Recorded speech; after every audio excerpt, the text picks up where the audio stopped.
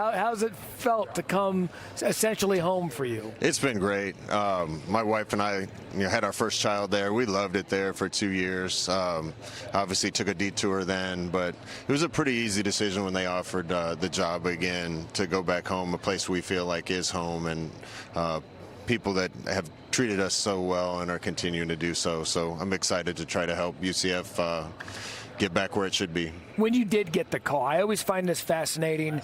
You stay out of the job for a couple of years, and then you get the call to return. When you get the call to return to a place where you had so much success, what was that moment like for you that kind of solidified that, yep, this is what I want to do, this is where I want to go back? I was actually in LA with the Rams and flew down to Dallas here to meet with the guys from UCF, and I think it was that interview and just kind of seeing Terry Mahajer, our AD, and the other people surrounding the program and their vision for what they wanted, and knowing how good a place it had been to me the first time and how easy it is to recruit there with the talent around, and how beautiful our campus and city are. I was excited to try to help them kind of recapture their position in college football. It's kind of amazing. I mean, when you left, the world and the landscape was so different. I mean, of course, in the AAC, now in the Big 12. So the job you left, very different than the job you inherited. How have you kind of embraced the new challenges that the current version of UCF is trying to deal with? UCF has unique growth potential, yeah. and it's changed since I've been there. It's such a new school, but it's such a big student body that the alumni base will continue to grow, the support will continue to grow. I'm excited, kind of helped along that path once, and I'm excited to be a part of that ride again. College football's changed too. Yeah. I had to learn on the fly with all this new rev share and NIL and everything going on, and I think we did a good job putting together not just a talented group of kids, but a high character group of guys, and I'm excited to get to work with them. Coach, I'm curious. You mentioned that last season you were with the Los Angeles Rams and Coach Sean McVay, and I think as players we learn from one another, and you coaches learn from one another. What is maybe a nugget or two that you picked up from being on Coach McVay's staff? I think the biggest thing is just the tremendously talented people he surrounded himself with. From top to bottom, everybody in that building is awesome to be around and pulls the rope in the same direction. Sean is unbelievable. He knows every assignment that every player on the field has, offense and defense, and he's able to help everyone. We started out slow last year when I was a part of it, and he did a great job of staying even keel so that nobody panicked and they got back on track, and it was a great experience for me, and I'm grateful to those guys for giving me a chance to do it. We talked about landscape, you talked about the recruiting, and really when you look at UCF and its position in the state of Florida and in college football, there's so much talent in and around that area.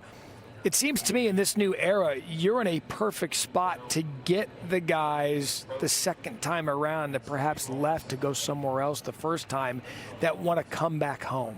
How advantageous is that for you now with the way college football has evolved since you were last at UCF? We're going to focus not just on transfers, but on local homegrown kids too the first time around. But you're right, on top of a lot of other things, the transfer portal seems to be a giant mechanism to get kids back closer to home. And we got calls from a lot of kids that had gone off and done well that wanted to come back closer to home and play football. So we'll welcome those kids back with open arms. Obviously, it's a negotiation for every player on your team now, so that plays into it. But in general, Florida kids want to be back in Florida, and if they're the right ones, we'd love to have them back. Plus, no state income tax. That's a win as well. Great call. A new advantage that we're constantly learning about. Quarterback competition right now. I know that's something that's yet to be decided. What do you want to see from those guys that are vying for that job to see who's going to tee it up as your guy week one? Yeah, in spring, we saw a lot from all three of them that would lead us to believe they can be successful. I'll tell you the truth. I would go into the season with any one of the three and feel good that they can go win us games. I just haven't seen any separation yet. So I'm anxious for somebody to really take that next step forward and take the lead. We're not just going to anoint anyone. It's got to be earned, and however long that takes, that's how long it takes to figure it out. But the sooner it kind of reveals itself, I think the better we'll be for continuity and reps. Going back to your year in the National Football League, and then when you talk about the college football landscape, salary cap, right, portal guys, you have an exodus of guys guys, but then you have 40 newcomers come in. I have to assume you spent some time in the front office, maybe talking with some of those guys in the NFL and how they manage all those things on a day-to-day basis. Yeah, I did. You said 40. We have 68 new players on our football team, I think. I don't know if we're leading the country in that. Wow. But, and taking all those guys and making them a team is going to be a challenge. I did spend a lot of time with the front office guys and seeing how they evaluated and those things. The difference is right now we don't know if there's an actual salary cap in college football or not. I think that's what they're intending.